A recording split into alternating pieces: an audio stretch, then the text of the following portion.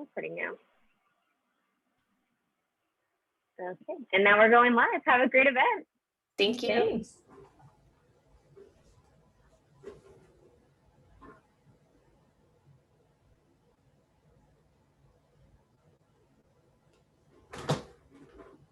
Good evening, everyone, and welcome to tonight's live online author event with Greenlight Bookstore. I'm Katie from Greenlight, and we're thrilled to host tonight's event with Kristen Radtke presenting her new book, Seek You, A Journey Through American Loneliness. She'll be talking with Mira Jacob and Malaka Gharib, so you're in for an excellent time.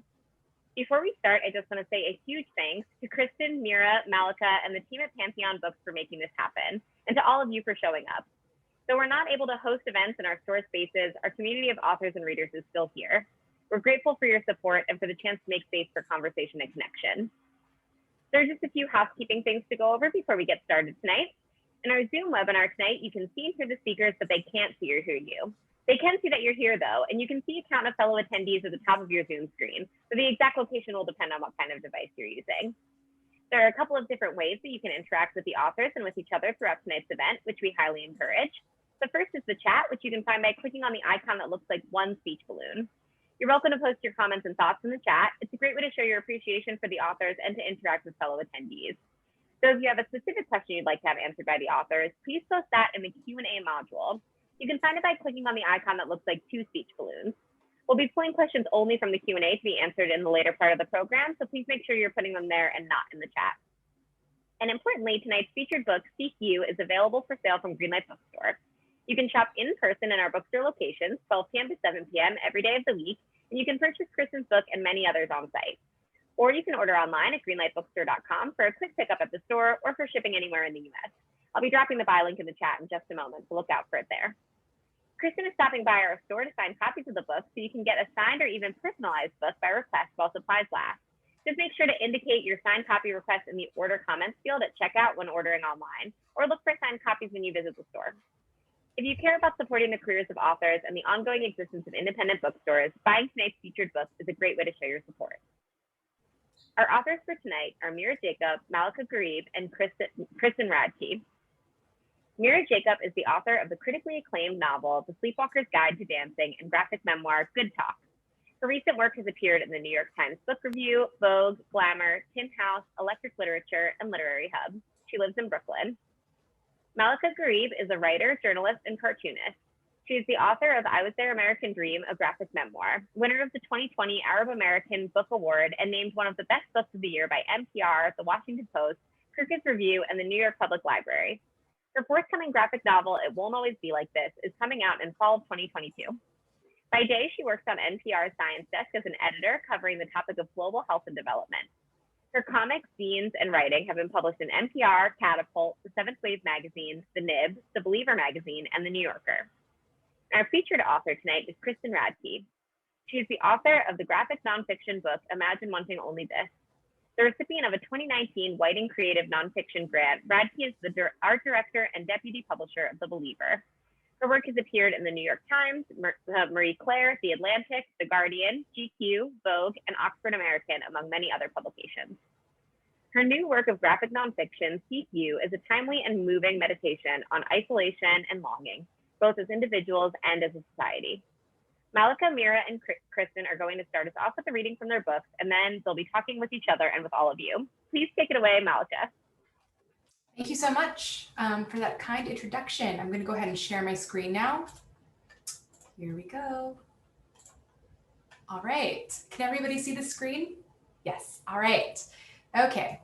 In my high school, the class president was Korean and the prom queen Filipino. At a school as diverse as Cerritos High, the most important question you could ask was, what are you? Because there was Brenda, who was American, Trisha, who was Taiwanese American, Yalda, American, Danelle, Filipino German American, Eric, Mexican American, and Raida, American, and so on and so forth. Later, I'd come to learn the flaws of this question, but that's another chapter, yo. In the meantime, it was the question, what are you, was one of the quickest ways to understand each other's cultures. What are you? I'm Pakistani and Muslim. Muslim and South Asian, you must be Pakistani. No, I'm Indian. Oh, Pakistani, from which part? My dad's from Tanzania. Oh, against your dad's religion to marry someone like your mom. Muslim men can marry non-Muslim women. But isn't Palestine not its own rightful country? I know, right? Wow, are you white? No, I'm Armenian. Oh my God, I'm half Filipino too. When people ask me this question, what are you? I found it hard to answer. Well, I'm Filipino. I grew up with my Filipino here in Cerritos. I eat rice every day and I went to Catholic school. But my dad is Muslim and lives in Egypt. I spent my summers with him. I can understand Tagalog and Arabic. Isaic, kamusta ka? So I guess both will kind of feel more Filipino because that's who I spent more time with. That's cool, I guess. I'm just regular old Filipino. Huh. Like all kids in America, we were very heavily influenced by TV, movies, and pop culture. Total Request Live, hanging out at Tower Records and Borders for hours, Burn CD mixes, Buffy, Dawson, and all my friends on the WB, The Simpsons. I was especially into the TV show Felicity. I wanted what she had, a circle of smart gal pals who were into songwriting, getting good grades, and craft. Don't talks. A love triangle between guys like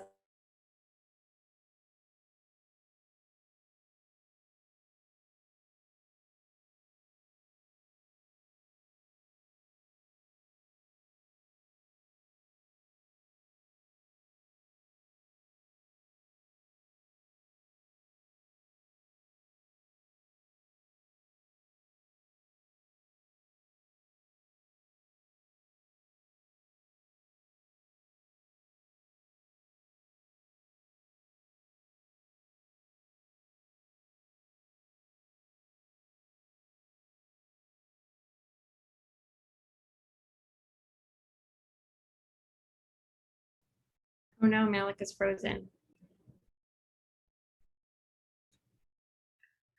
I am happy to go if we want, or we can hope that she makes it back because I was so into that. I hope I know, it's so good. I love that book so much. Yeah.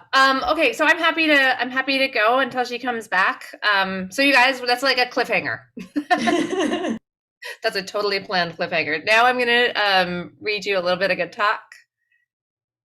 Okay, hold on. All right, so one thing that you guys should know is that you're going to hear me doing the voices of my parents. And I do that because my parents had a very specific way of speaking, and when I try to make them sound white, it really freaks me out. Okay. Hold on one sec. Uh-oh. I'm sorry, guys. One sec. My thing is not showing me the top of my own paper. One sec. I have a fix for this. This happens to me every time. Okay. I feel your pain so much right now. Thank you. All right, look at this. I got the backup right here. Okay, so this is chapter 16, Love Marriage. When I was growing up, my parents did not hug, they did not kiss, they did not even go to parties in the same car. Are you going to the Koshis? You go, I'll meet you if I can. The kids and I will be there until 9. Compared to some of my friends, I had nothing to complain about. I heard my mom tell my aunt she wants a divorce. My dad isn't living with us until he can get his act together. Mine just got married for the 3rd time, like that's gonna work. My parents drive separate cars everywhere.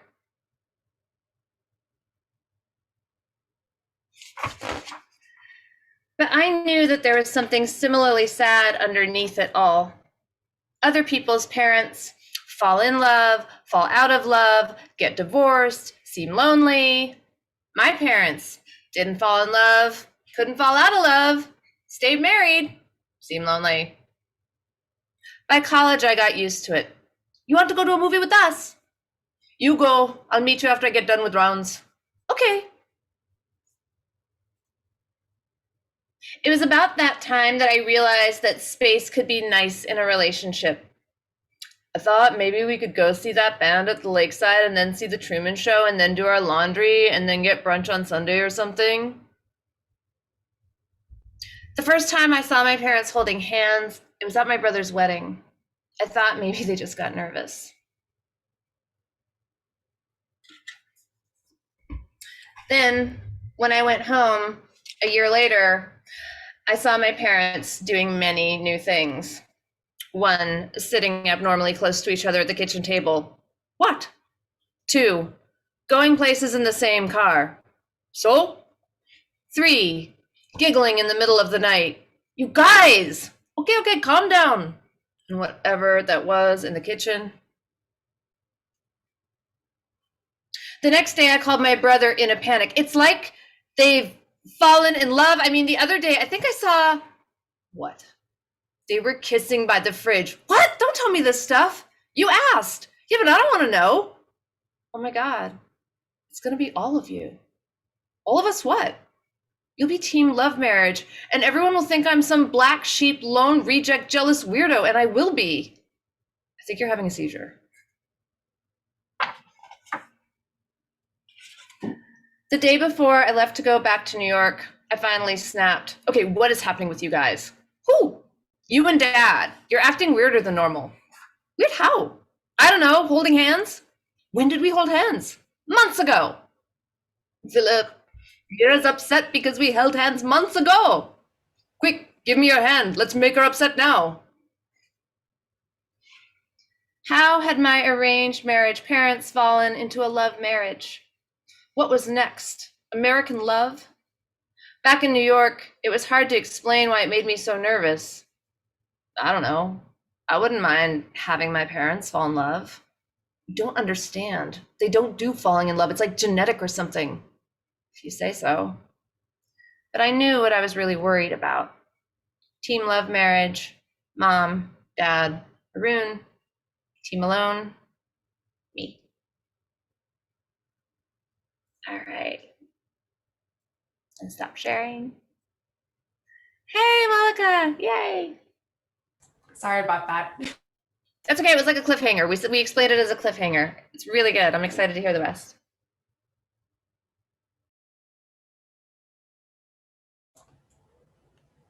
Do you want me to finish it? Do you know where I ended? No idea. I think you were like 3 or 4 pages in. Okay, I'm gonna share my screen again. Thank you. Sorry. Let's see.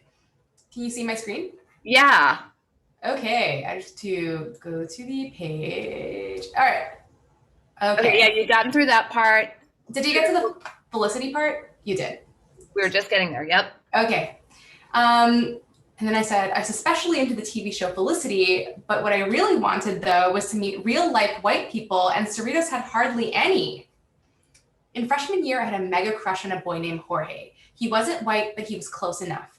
Jorge. He was Mexican, Portuguese American. He had fair skin and he had 8-inch frosted tips. I wanted so bad for him to like me back. Dear diary, Jorge shared his Fritos with me today. Eee! But of course he paid no attention to me. Being one of the whitest boys in school, he really had his pick of the litter. I had no freaking clue where my obsession came from. I just knew as a 16-year-old that white was better than whatever the hell I was. Why white people are so cool, according to high school me. They're real Americans. They do normal stuff like eat sandwiches for lunch. They're on TV and in the movies. They have perfect American accents. Howdy y'all, I have a lot of confidence. They're richer than everyone else, and they don't smell like fried fish and fried garlic in the morning.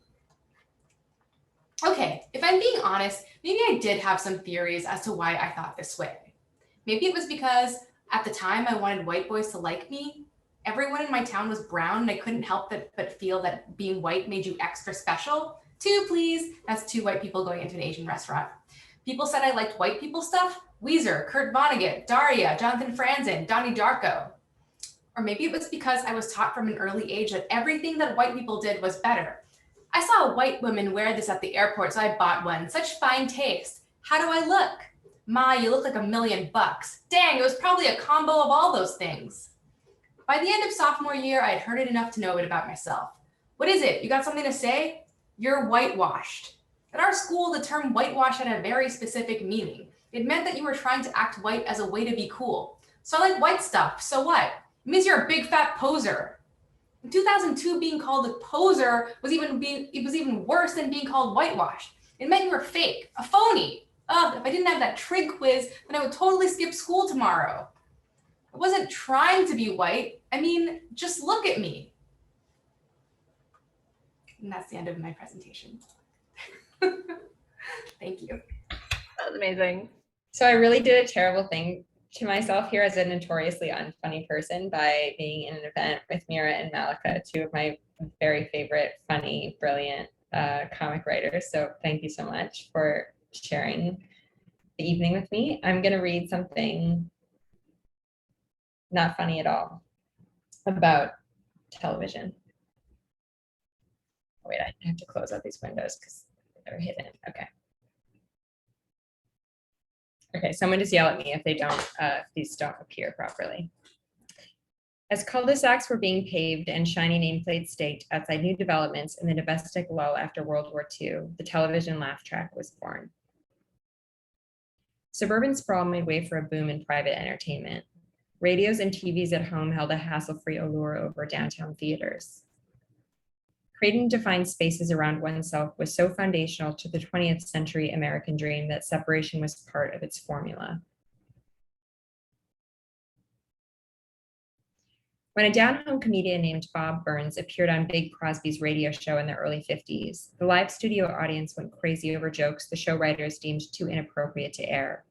They howled, slapping their hands against their thighs. The producers cut Bob's jokes but kept recordings of the laughs he procured, and when a less funny guest later appeared on the show, they spliced in the weeks-old laughter and put it on the radio. Early television comedies were often filmed before an audience too, though generally the performance was repeated several times, the actors running the same scenes again and again so they could be recorded from different angles. But a room full of real people couldn't be relied upon to react like they were supposed to. Sometimes they laughed before the punchline, or they didn't laugh hard enough, or they laughed in excess, too long and too loudly. A sound engineer at CBS set to fix the problem by inserting additional laughter or fading it out when a joke didn't land as intended. The technique was named sweetening. He built a machine that produced laughter with the turn of a wheel. The device contained hundreds of distinct laughs, all designed to sound like real people or prototypes of real people. One was named housewife giggles. Another was constructed to replicate the hollow response of someone who doesn't get the joke, but laughs along anyway. The goal was to create the sounds of a room that the viewer wanted to be inside.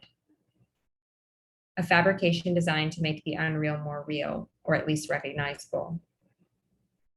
The laugh track of 90s sitcoms trained me toward a cultural consciousness I didn't know existed until I saw it performed on the old TV I'd found in the basement and hid in my bedroom closet. When I arranged its antennas at the carefulest angle, I could crank its knob to a nearly static-free channel. I watched at a volume one notch above mute so my parents couldn't hear from their bedroom across the hall. Friends reruns aired at 9:30 every night, and though I didn't understand many of the jokes, the audience's laughter taught me what I was supposed to find funny. Just as I was learning the rules of Friends and came to understand its cadence, the show lost its time slot to Spin City, and a few months after that, Frasier took its place. Each time the show changed over, the loss felt insurmountable. I had resisted these new characters each time, was even disoriented by them, but inevitably grew to love them all, only to discover one night without warning that they were gone. But each new 22-minute offering brought with it an education too. This is what friendship is, I thought. This is what love looks like. This is what my life might become. The laugh track of each show was a lesson in what I was supposed to feel and know, and a promise for something I could someday be. Actor David Niven called the laugh track the single greatest affront to public intelligence I know. It's true that laugh tracks were implemented largely because producers didn't trust their audiences enough to know what was funny. A laugh track tells a viewer when they should laugh. But this limited explanation ignores basic tenets of human biology. People process sounds like laughter, crying, and screaming through the region of the brain that prepares facial muscles to move in ways that align with the sounds they're hearing, encouraging them to unconsciously mimic someone else's joy or distress. The premotor cortex responds more rapidly to positive sounds like laughter than it does to noises associated with pain or discomfort. The brain releases endorphins when a person engages in social laughter, suggesting that it's used to build and reinforce long-term relationships. It makes us feel good, and we want to feel good again. Evolutionary biologists posit that laughter preceded language. Primates and early humans used airy, laugh-like panting to signal the advent of play. Deep, uncontrolled laughter remains the most animal sound humans make. Neuroscientist Robert Provine spent the late 90s documenting laughter, using a tape recorder to capture the sounds of strangers in everyday settings. He found that humans were a full 30 times more likely to laugh when they were grouped than when they were by themselves. The laugh track functions by coaxing a solitary viewer into a sense that she isn't, in fact, alone.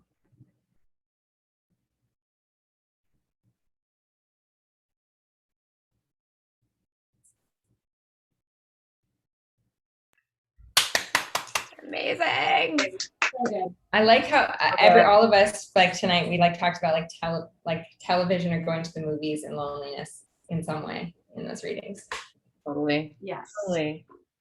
And I love also in that specific one, it made me think so much of what it's like when you're not growing up in a city where everything is happening, right? When you're growing up in this sort of on the edge of something and you just look at everyone else's lives, and the longing that you have for it is it's so huge, right? The idea that everyone else is living this glamorous life. I didn't even know it was New York when I was growing up in New Mexico. I just knew that there was like a place that everyone else, you know what I mean? I was like, somehow every show is set in this one place where everything is happening.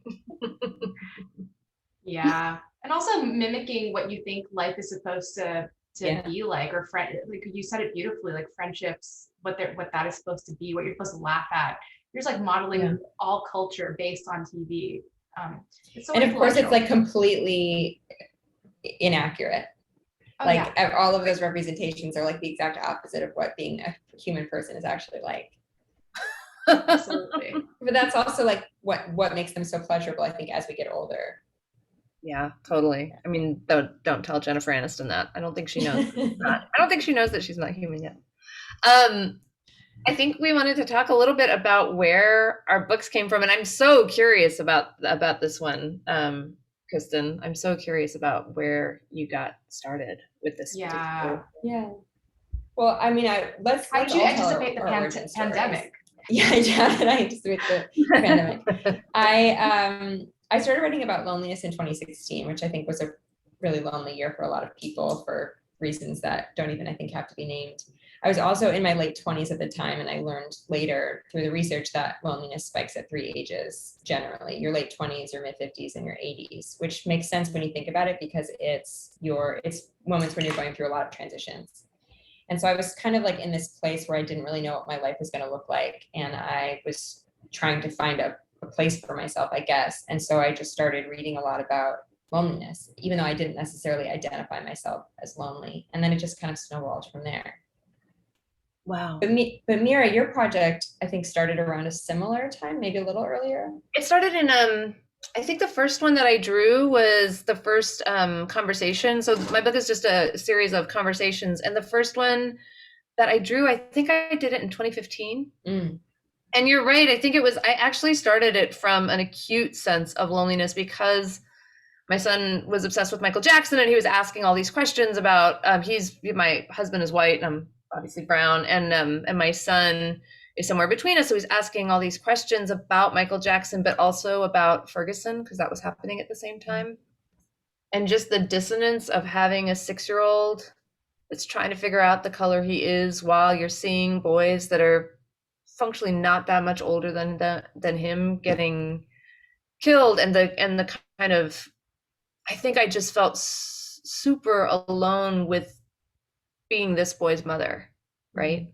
Like, how do you possibly shepherd him through this? And also, what do you tell a 6-year-old who's basically like kind of a sweet, weird alien with sweet, weird alien questions, like, are white people afraid of brown people? Like, what do you say to that? And how do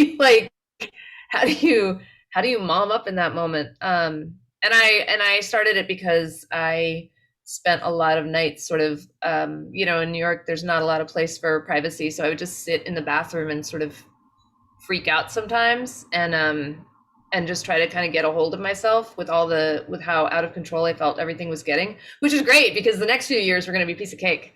But that's where it started for me. Yeah. What about you, Malaka? Actually, my book started in 2016 too. It was like,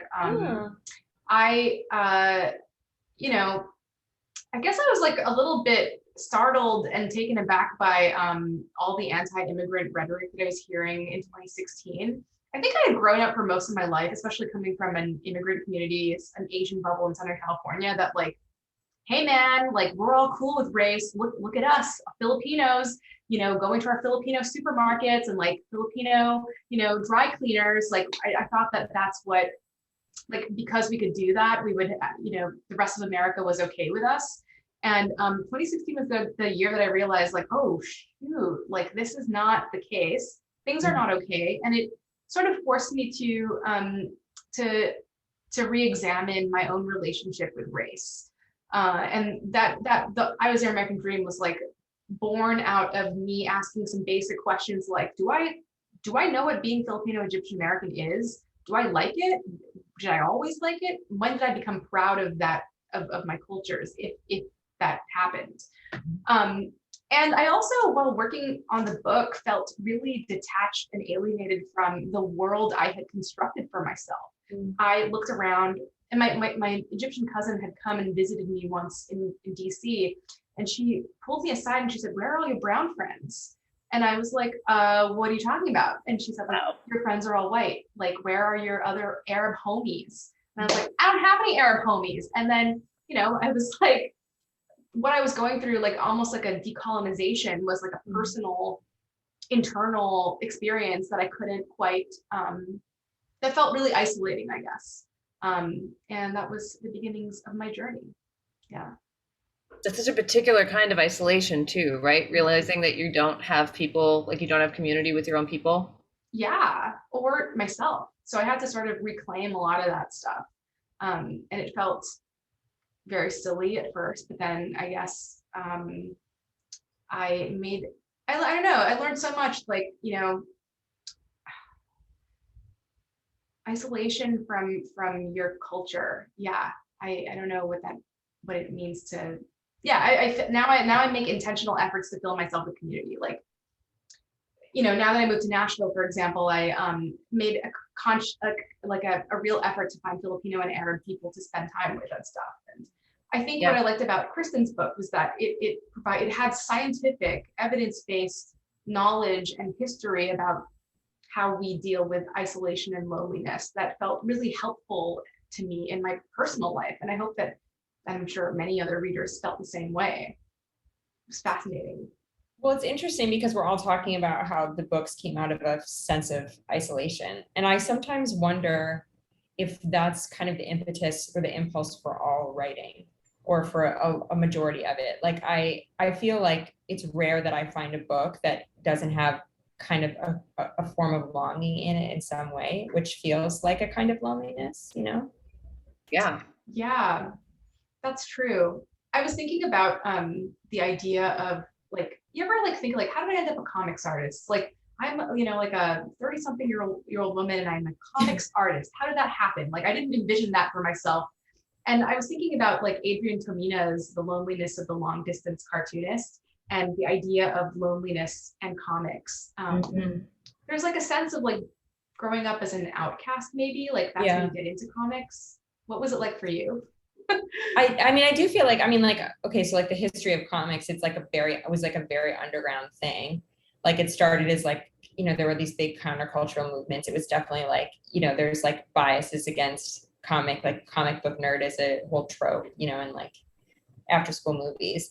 But I didn't come out, like I didn't know that comics existed when I was a kid, at least not beyond like Peanuts or like, what was that one, Family Circus? Like, and then I really loved Archie comics, even though they're like horribly unrealistic storytelling where it's like these two like completely beautiful women are fighting over this like redheaded dork. But like absolutely ridiculous. But I loved them. But I also loved them, even though I found them also they're also super sexist. But I didn't understand that you could like draw and write together. But I think, when did y'all come? Malaka, I actually don't know when you started drawing. Oh, I only started drawing with I Was Their American Dream. I mean, like I was like dabbling casually in illustration before, but I never really like drew comics until then. I'm very similar to you. Like when I was reading about your like you sitting in front of the TV and like just by yourself in your room and like watching Friends closely, I was like, oh my god, it sounds so much like how I grew up too. And And I also similarly didn't really, I think my first serious comic I read was like Ghost World in high school. Yeah, that's a very cool first comic to read. I know it is. It's like Thank you, elitist. Right into the cool kids room. Yeah. Fine taste. What about you, Mira? So I was just thinking about that. You know, I have all these journals. I would like to reach over on my shelf and grab a journal. So I was always doing these really intense travel journals where I would draw and write at the same time and try to sort of, because I would be traveling and obviously I'd be alone and I wouldn't know what to do with myself in spaces, and I didn't want to get harassed, and I wanted to be able to be in a space and be safe, right? And if you were drawing, people would kind of leave you alone. Like, even if someone came up to you, you could kind of be like, yeah, I'm going to just be doing this. And so I spent a lot of time doing that, and also drawing really long letters to all of my friends. Like, my friends still have the letters I drew them, and they're insane. And I had a lot of time. Growing up in New Mexico by myself, and I basically just drew books for people. That's so cool. Kind of. I mean, it's also just like, how much time does one person have? I'm glad that they exist, but it's also like, wow, I was lonely. Yeah. That's what I think, that re-examining, you know, like the thing about writing memoirs, and you just re-examine your life so closely, and it's kind of like you kind of realize, like, oh God, I was like such a sad person back then or something, you know. It's like, you can try to redraw your own narrative, but you know the truth of it, you know. Actually, I have a question about that for Kristin, because you're doing this investigative work in a way, like, right, you're doing research at the same time, you're learning all these things, you're giving us the relief of understanding that our emotions come from somewhere, but you're also marrying it with your own work, right? With your own feelings, rather, your memories. Was that harder for you? Because your first book was more straight memoir. Was that harder for you than just writing about writing straight memoir, or was it a relief in some ways to kind of pivot back and forth? If I had my way, I would never write about myself. Like, my first book, I was like, this is a memoir and I'm not in it at all. And my publisher was like, absolutely not. That's not going to happen. You need to be in it. And the first draft of my book was my first book was much more research than the finished product. And I think research is where I feel the most joy in the process, because you're like learning, and like all of a sudden you feel like all of these like connections going off. You feel like it's like a sort of like that part of the movie where someone's like, you know, like scientists like drawing on the window, like making all these connections. Like, it's like the one part of writing that feels like that.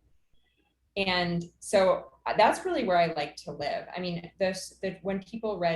when I had like trusted readers read a draft of CQ, they were like, this is all great research, but why are you giving yourself this assignment? You know, like, why are you interested? And so then I think I started infusing maybe more of my life there. Although, of course, it was my own loneliness that brought me to study loneliness. But I mean, I'm curious about all both of your relationship to research, and if that's a part of your process at all. Malaka, is it part of yours?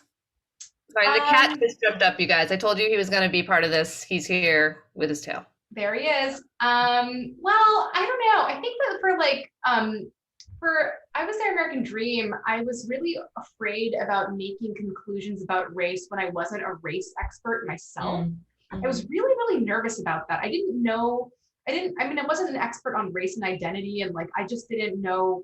The only thing I could do was sort of like speak about what I knew as a person and not make any conjectures about other people's lives.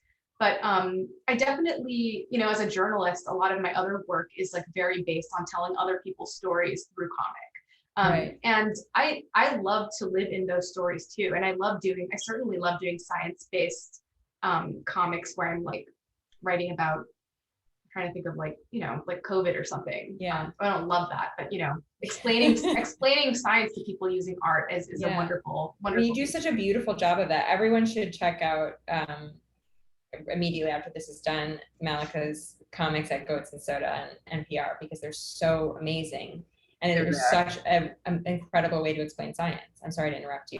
Everyone needs to do that. Yeah, it's really beautiful. I mean, it's funny also because I felt relief. I will tell you this, Chris, when I was reading it, I felt a lot of relief in CQ, both for the things that you were willing to share about yourself, but also because it felt really humanizing to have you every once in a while show up on the page and be like, this is how I'm holding the story. but it also helped me take in the amount of information that's in there. Yeah. And really helped me kind of hold it for myself, like understand what those experiences looked like in my life. I didn't do a lot of research for my last book. Mainly the research I was doing was like asking people like, do you remember telling me this? Do you remember this conversation? And everyone's like, no, I have no idea what you're talking about. Oh no. My mother's like, I was perfect. What's wrong with you? I actually want to know, Kristen, like what your process was like to like work with scientists and work with researchers, and like how you, like, I was like, how did you do this? That was literally the first question I asked myself. Did you approach it like journalism? Like, what did you do? I mean, I went to journalism school, and then I realized like I hated interviews were so terrifying, and I realized I couldn't be a journalist because I was so stressed out before an interview. I don't feel that way as much now. I mean, I like talking to people. Like, I'm happy to do an interview where I'm like, tell me all of your hopes and dreams and your biggest tragedies. Like, I like those conversations, but feeling like I want to talk more about this thing you brought up, Malaka, about you feeling like you didn't feel like an expert. You were like, I'm not an expert on race. I can't talk about this, because I felt a lot like that. That's how I feel when sometimes if I like talk to a scientist or something, I'm like, they're going to see that I'm like this total fraud and I don't know what I'm talking about. And I think that I feel that a lot when I'm working, of like this like sense of fraudulence, or like who am I to embark upon this project? I mean, is that something that Mira or Malaka, you feel as a writer?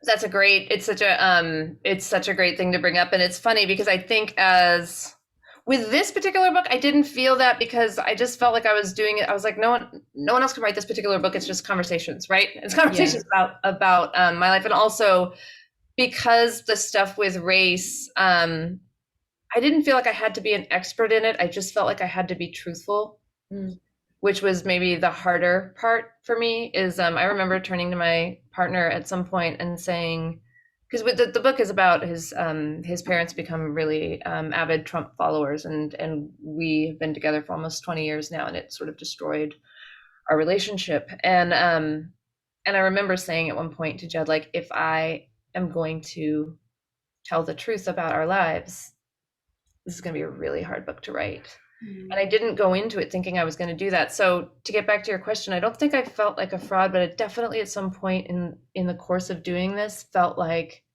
I had given myself an impossible task, and there was heartbreak in every direction. Yeah. I was one of the things that I want to ask too about like reading both of your books again is that, like, what information did you decide to withhold, and which kind of information do you share? Because like Kristen, you know, one of the things that I thought in my mind was like, you're like, but you have a partner, and like, so you surely you can't be lonely. Like, I mean, like that was like one like where my mind immediately went to, like as I was reading the book. And then you know, also Mira, like you know, you're covering a very, very sensitive topic, and like when you write with a spouse, you know, about your spouse, I mean, I know I was trying to be really protective with Darren in my book too. But then you also want to be truthful to the reader. It's like, it's a hard balance to strike. We also want privacy. I don't know. Yeah, did you guys have rules for yourself? I had to have like really hardcore rules for myself. Like, did they change over time, or did you like stick to them? That's a good question. I basically stuck to them, but like the number one rule for me was I couldn't take any of the low-hanging fruit. Meaning there are plenty of things that my in-laws have said to me that were just base level ugly and upsetting. And I understood that in a Twitter kind of way, someone could so easily read those and be like, they're horrible people, but they weren't horrible people. They aren't horrible people. They're people I really love. And so to get to that part of it, because that's the part that hurts the most, I just knew that there were certain things I wasn't going to write down, because it was just it's so easy. Everyone can be, you know, a not racist when it's that easy. And it's harder to talk about the subtler things, and it's harder to talk about the things that implicate both of us. And so that was my big thing was, I think I've said this before, but I had a rule for myself, which is if you're writing for clarity, you're allowed to put it down. If you're writing for vindication, it's got to go. And that was like my weird compass that I used for everything. And a lot of times you start writing something, you think for clarity, and you're like, yeah, this bitch is vindicated. You know what I mean? You're like, oh, okay. I don't know. Did you guys have rules like that? Malaka, did you? No, I want to hear yours, Kristen. I didn't have rules. I mean, I have things that I always tell whenever I teach a class or something, I always tell students, because one of the first questions I get is like, how do you write about yourself without upsetting your family? Like, how do you not betray people? Like every writer, I think, goes through that. Mm-hmm. And for me, I say, you write everything down. The publication is different. And I think sometimes we stop ourselves from writing the thing we need to write because we're imagining like a whole jury of people reading it. And I think sometimes when you write it, it's less bad than you thought it would be. And sometimes it's much worse and you can decide, but I think you have to like get to the truth of it first. But I think one thing that's been very interesting to me writing about my life is how readers respond to it and what they expect. Mm-hmm. And I actually think this is something that women experience most, mm-hmm. because I'll get reviews where someone will be like, by all accounts, she seems to be in a long-term relationship, and but where's the arc there? Like, what's the deal? And I find that sometimes it's like I revealed a really extremely vulnerable thing, very painful thing, like a thing that I did it was about guns and about the fact that my husband bought a gun before we met, and which he's never used and has never entered our home. But writing that and talking about how betrayed I felt by that was extremely difficult, and something that I did a reading from the other night, and I found myself trying not to cry. Yeah. And I felt like that was such a deep and personal omission. And then reviewers were still but what else?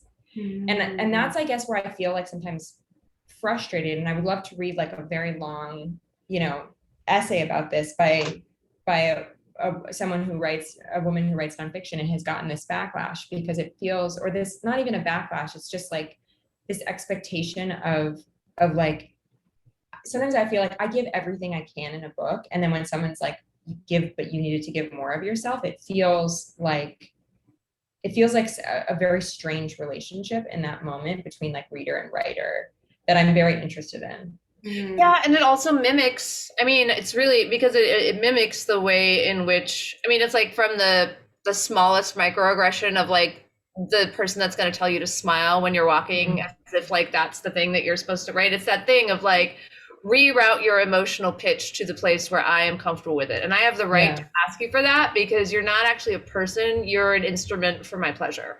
Right. Yeah. There is a part of that that sort of translates to this. I felt that too. I felt that mostly, I'm curious with you guys, I felt it a lot when I was, when the book came out and I was touring. I felt a lot of that, and the way that it manifests for me. And Malaka, I'm wondering if this happened for you too. I felt like a lot of white people in America were sort of having a crisis of conscience, and so they wanted to have a confessional with me. Yeah. And it sucked. It just sucked. It was a lot. It was sort of I get that you're in pain. Probably don't hand it to me. Probably hand it to anyone but me. And it felt like that. And it felt like the expectation, Kristen, to your point, the expectation was that because I had written about this, I would know how to fix it. I can't tell you the amount of times people ask me to tell how to raise kids, and I was like, do you think that I know? I definitely don't. I'm not a parenting columnist. And that was hard for me. I'm curious, Malaka, what you felt about that. Did you have that experience? I think what was kind of, I'm very protective of what I choose to say in my books, because they're all memoir. I truly think that that you don't have to reveal your deepest, darkest secrets to when you're writing memoir. You're just using your own personal life as anecdote to get the point across. Mm-hmm. So I don't I feel like I want to, because I have so much, when you're writing memoir, you're so public. Every little detail, people go up to me and say oh, Tita Maro, he's great, loved him in your book. And people literally have tweeted at me and asked for pictures of Darren, my husband. And I'm just F off. I'm not going to give you a picture of Darren. It's weird. It's really weird. It's really weird. Yeah. And I understand, I think especially reading about someone's life, it feels very intimate and you feel like you know them. And there's something about that's different than being owed something. Mm-hmm. And I think that's what I'm very interested in the relationship between when you reveal something. You know, I've even found it like when I've listened to a writer read an audiobook, especially a memoir, in their voice, and then I meet them and I'm like, my old friend, like my intimate friend, and that who I've never met. And it's like there is this sort of like it's a very odd relationship, I think, in that way between reader and writer for memoir. For sure. Also because you know that you've curated an experience. Right. So like you understand everything that's been withheld in that moment. In a moment that's a great intimacy for someone else, you also understand what's been withheld. So you have the dual experience of standing inside and outside yourself. Yeah. Which is a wild thing to happen after you've already done a memoir, right? Like, wait, I just did this for months. I wanted to remind people, by the way, that we have a Q&A if you want to pop questions in it. And there's a really good one in there. So I wanted to, do you mind if I just read it to you guys? Yeah, let's do it. From Grace Shields, who is a former student of mine. Hi, Grace. Kristen and Mira, your images of people seem very representational and realistic. Malaka, the excerpt you shared took more artistic liberties. How do each of you choose how you will represent someone as an image? What reactions do people have to the way you see and present them? That's a great question. Right? Yes. You want to go first? Sure. So I drew lots of different races and ethnicities in my book. And yeah, that's really hard to do. You want to do it in a way that seems truthful and not like a caricature of somebody's features. Like Filipinos have a little mushroom nose. And so I really wanted to make sure that the mushroom nose was showing. So I drew it as mushroom-like as I could.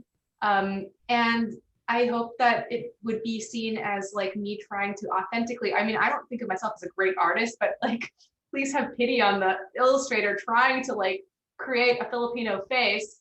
In general, like I'm not really the world's greatest artist, so I just try to do my best, and what you get is what you get. I don't know if that's. But it's so interesting to hear you say it that way, because like I feel like so many cartoonists do that. I've heard Mira talk like that. I've heard myself talk like that, and like it's like your style is so alive and like so beautiful and like immediately identify. Like I'll just like be like scrolling through the internet and I can see it in a second. I'm like, oh, Malaka has a new comic. And which is like I mean, like I always think about like what Gabrielle Bell, like I remember I was on a panel once with Gabrielle Bell, and I was saying like, and Tibui, he's a wonderful cartoonist, and I was saying I can never get the shadows right. Like my shadows I truly do not understand how shadows work, and my shadows are always completely deranged, like they don't make any sense. And she was like, she looked at me like I was nuts, and she was like, who cares? It's just about the feeling. And I think about that all the time. Comics is not actually supposed to be about representation necessarily, or about like having something the way how it's true, like a true representation. It's about how do you make someone feel something, feel the aboutness of the thing. You know what I mean? Yes, absolutely. And I'm thinking also when you're saying that, I'm thinking of Scott McCloud's pyramid of representation in understanding comics, like the rudimentary lines. And also I'm thinking of exactly, like Malaka, I can spot your work anywhere. It is absolutely your own visual language. Liana Fink does so much with these like crazy wiry lines that don't look like anything and look like everything, right? So to that question though, with my images, I basically use the people, you guys can tell with my reading, they are basically paper dolls. That's the way that I think of them in my mind, and I give them no expression. And I did that for a reason with this book. It's because it got me out of I don't even know what to say, like the morass of my feelings about race, and about also writing a book about race, and feeling like I needed to explain my emotions to what I knew some portion of the audience was going to be white readers. And I just didn't want to do it. And I didn't want to cry, and I didn't want to ask for sympathy, and I didn't want to do that thing where you like beg someone to listen to you. So I gave them these almost blank expression faces where they could be saying anything. And when I did that, I have to tell you guys, like it was the most freeing thing that I've ever done. It just felt amazing. It felt like, oh, I'm not doing that anymore. I'm not doing that for sympathy. I'm not smiling for you because you think I should smile. I'm doing none of that. I'm taking care of me, and I'm writing the book the way I need to, and I'm making the visual language I need to make, which is what I think more in terms of what I do. I just think of it as making a visual language. Right. It was so creative. It was awesome. I love the way that, I love how you just said, this is how we're going to do it. We're going to do it this way. Thank you. Kristen, what about you? Well, I mean, you're exactly right, though, that images are their own kind of is also a form of language. And I think it takes you time as an artist to like also speak that language. And like, it's interesting because I think we all kind of taught ourselves how to do this by drawing these books. Like we hadn't been studying cartooning for, a decade or whatever. Like we all kind of figured it out as we went. And so I think as a result, like my first book was a lot more realistic, quote unquote, realistic than my second book. And I hope every book gets less and less kind of realistic as it goes, because it also means I'm more comfortable. Like at first I was like, I just need to prove that I can make a person look like a person looks, because then it will take me seriously as an artist, which is like wrong, but I think it comes again from that place of insecurity that I was talking about earlier, about like feeling like a fraud. Mm-hmm. Like I was like, I need to do this work so that I can show that I can do it. But as a result, it's like there is something like, I think slightly, I used the word alive before with Malaka's work, but I think there is something slightly less alive if you're just focused exactly on getting something representationally correct. Mm-hmm. And I say this as someone who still struggles with that all the time, but I'm trying to get a little bit more, a little more looser with things, because then I think it gives you some flexibility to show some emotion in an individual line. Yeah, I'm thinking also of the panel in Imagine Wanting Only This, the circles, the circle. Yeah. That thing to me felt like it just felt like in the middle of that book, it felt like such a sock in the face in the best way. Yeah. Like it was so emotionally resonant. And I do feel like when I'm reading CQ, there are many moments like that where the art is stopping me because of the emotional pitch. Right. Thanks. And it's really cool. It's cool to see you do that. It's cool to see you kind of free up that way. Like it's funny you mentioning that, because I just realized I do that circle thing in CQ a bunch too. Yeah. Do you all feel like there's certain things that suddenly you realize have become like a part of like your arsenal and you don't even recognize that you're like repeating them, like either visually or in like a topic you keep coming back to? I mean, you go first, Mira. Oh, Jesus. All my characters are repeated because they are paper dolls, but I do feel like the thing that I'm always looking for is the friction between the character and the place they're in, right? Like there's something really delicious about that to me. And I give it to my students all the time as a kind of exercise, like write a scene, write people falling in love and the middle of being robbed. Right? Like what's happening in the background to bring people inside and outside of their body, and how does the setting affect the personality? That's the thing that I find that I linger on all the time. And I will for hours, you guys, when I'm trying to make something, when I'm trying to build a panel, I'll put like 75 different photos in the background until I get the one that feels exactly right. I'm a little bit like a junkie that way. And then I'm like, yes, it was the pink curtain, like that kind of thing. So I find that. What about you? I was actually, when you asked that question, Kristen, I like immediately thought of my drawing style. Like I was thinking about how, for me, I like to use like as I'm, as the years have passed, the less and less lines, I'm like more interested in seeing how kind of like Liana Finck's style, where she just draws like one line and it's like the maximum expression. And I find myself wanting to like, can I draw myself in like 3 lines? Like, how can I attain that abstraction? That's like my big goal, visual drawing style wise. That's a great goal. That's a great goal. And it is kind of like how few lines can you use to communicate something, which is kind of a great cartoonist. Really fun challenge. Do you know the artist Shaggy on Instagram? No. I'm going to pop it into the chat because I love her work. We have a question for Mira and Malaka. What has the reception of your books been like for folks outside the diaspora? For example, Philippines and Egypt or in India. Thank you all for being so great. I'm a big fan of you all. Thanks, Peter. That's so nice. Thanks, Peter. So it's funny. In India, I haven't heard anything from my family, so not sure what they think about the book. But I feel like it's actually been really lovely because I think there's a lot of stuff going on in India with Modi that resonated with what was happening with us in this country. And it really put me in touch with a lot of, frankly, younger people than I thought it would. And that was amazing. Like, it felt really good to have that connection. I'm curious, Malaka, what was it like for you? For me, I mean, like, bookstores in the Philippines and Egypt both sold it, English language bookstores, which I was really surprised by. And my dad had always told me, write about whatever you want, and that was the American dream. No one in Egypt's going to read it anyways. Egyptians don't read much. And then I felt so vindicated when I said, Dad, it's in bookstores in Egypt, so tell your friends. I think I was just like surprised by the support of wanting to like actually physically sell a copy. I haven't heard from many people in the diaspora, but honestly, as long as it's available for people to buy, like, I feel like I can check that off. There's a question for you, Kristen, in the chat. Kristen, this is from Ruth Tam. Shout out DC, shout out Ruth. Miss you. Kristen, you were saying earlier that writing can be a form of processing loneliness. Based on the reactions you're sharing from some of your readers that they feel like they're owed more about your personal life, is reading a form of processing loneliness too? Have you all written memoirs because you want to be seen, or because you want others to be seen through your story, or something in between? So it's a really interesting and complicated question. I mean, I should also say that, like, when I feel like readers are owed to something about your personal life, I think that's just a facet of reading. Like, I feel that way all the time when I'm reading, like, and it's a kind of curiosity. Like, I don't mean that as an indictment. I'm just very interested in that relationship, because I find myself too, like, Googling someone and trying to find a picture of their partner that they're writing about, or something like that. Like, it's kind of like you watch a movie and you like pause it to like look up something about the, whatever, the actor.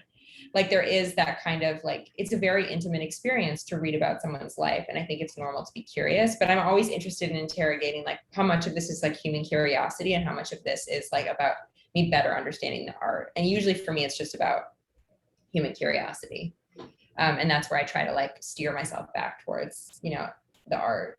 But I think, have we all written memoirs because you want to be seen? Yeah, I mean, I think everyone, I guess I shouldn't speak for everyone, but I think a big part of writing is wanting to be seen. And I just write memoirs because, only my first book was called a memoir. I don't think of CQ like a memoir, but I write nonfiction just because I just can't write fiction. I just like don't know how to, I don't know how to tell a story in that way. To write fiction. That would be so much easier. I really have tried. Like, I wrote a whole novel that I'm just like, this doesn't work for me. Oh. You guys, I'm 100% going back to fiction right now. I know you are. I'll just say, like, yeah, it is a totally different animal, different hard things, but it's a really interesting question. And I think the thing that I think about where, is it like, did you write it because you wanted to be seen? I will say, Ruth, I had like a real moment in 2016 where I was just like, fuck it all, man, I'm putting it all out there. Like, I'm done with this. I'm old enough that I really thought that at some point my life was going to see a really different kind of trajectory in this country. And then I was like, oh, it's not going to be like that? Okay, guess what? I'm brown, I'm queer, I have a lot of feelings about things, here they are. And like, yes, there was part of me that was doing that to be seen. And there was also part of me that felt like with everything that I put down, I was making a place for sounds so corny, but I mean it, like, for my son to exist. Like, I was just trying to make a place that was like, I'm gonna say this thing first so that you can also be this thing if you are this thing. And it felt to me like there was an urgency to it in that way. Mm-hmm. What about you, Malaka? Actually, I felt like the whole point for me to write I Was the American Dream was to help myself like figure out what was going on. I actually never really thought about the reader much. And when people ask me this question, I wasn't thinking about the reader. I was mostly thinking, my chief concern was trying to figure out for myself what I was trying to say. Because if I didn't understand what I was trying to say or what problem I was trying to work through, then the reader couldn't understand my journey basically. So I wasn't thinking about anyone except for myself because I'm selfish. So there we go. I don't think that's true. But Ruth has a really good follow-up question. I don't think I've ever seen this question before. When you read memoirs, what are you hoping to get out of them? Have you ever wanted more information than the author is willing to share? Oh my God, I also want people just to answer this in the chat for themselves because I'm really curious about that question. That's a great question. And I feel like it's so specific for everyone. What are you looking for, Malaka, when you're reading memoirs? When I'm reading memoir, I guess I'm like, I'm usually looking to see myself in it too. Like what can I see about myself? That's why I really like Seek You, because like I felt like definitely with Good Talk, with both books, I saw some element of myself in there. Seeing the universal. Yeah. Love it. What about you, Kristen? Did you have any like books that you read before you did Seek You that you used as a reference? Yeah, I mean, a ton of books. I mean, it's like hard for me to even like, I always like freeze at that question. I'm always like terrified of saying like a smart book, and like it's like kind of like the waiter comes around and like you're like, I don't know, macaroni and cheese, and then it's like something just comes out. But I read so, and I read a lot of like science-y books too. I keep talking about this book, but I've been lately I've been rereading Larissa Pham's Pop Song, which I think is such a great example of how nonfiction can weave the personal and like art criticism together. I'm thinking about that a lot. And I think Olivia Lang also does that really beautifully. So I think I look at essayists a lot. Yeah, absolutely. Yeah. They just told us that we should probably wrap up after this question. This has been so great. It really has been great. You guys that flew by. And I want to thank you to all the people that jumped in and told us what they look for in a memoir, because it's like it's really fun to read all of these responses. Shelby's question is really good, but I'll let Kristen, that's it. All right. All right, we'll have to answer that one, I guess, another time. Meanwhile, Kristen, thank you for this book. Thank you, Mira. Thank you, Malaka. Thank you so much for having us. Yeah. Seriously. This was really fun. Yeah, absolutely. Thank you, Katie. Yeah, thank you all. Thank you, Greenlight. Oh, also, let's say something about Greenlight really quick. So I feel I've heard over and over again that virtual events, that people do not buy books from the bookstore enough when someone puts on a virtual event. So even if you own each and every one of our books, please go to Greenlight and buy another book, 2 other books, 5 other books, and say thank you, because these take a lot of work to put on, and we should say thank you with books. So please go buy books. I'm on my way right now. I'm buying the Larissa Phan book right now. Yay! Yeah. Well, thank you so much. And thank you all for that fantastic discussion. It was so great. And thanks to everybody for joining us. Don't forget to buy your copy of Seek You in store online at greenlightbookstore.com. And if you miss any of tonight's event, or if you just want to watch it again, we'll be posting the recording to our YouTube channel later on. So please look out for it there. Have a great event, or not have a great event. Thanks for coming to the event, everyone. Have a great night. Bye. Thanks, everybody. Bye. Bye.